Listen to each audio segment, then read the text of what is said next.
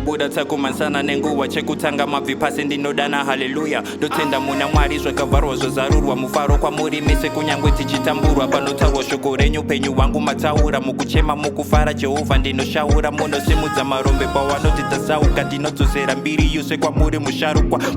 mandipa mumwe mukana ndamuka zvavaida kutinyaradza eyezve takulauda ndisina pekutangira Jehovha my provider nezviwi zvangu ndakambotiza ndikambohaida the most high mweya munyaradzi chimboshanya chiuya zvamanje manje tiri kungoshanda zvobuda miedzo ichiuya mukoma tsokunda ndotarisa zvangu kwamuri Mwari pane zvoshupa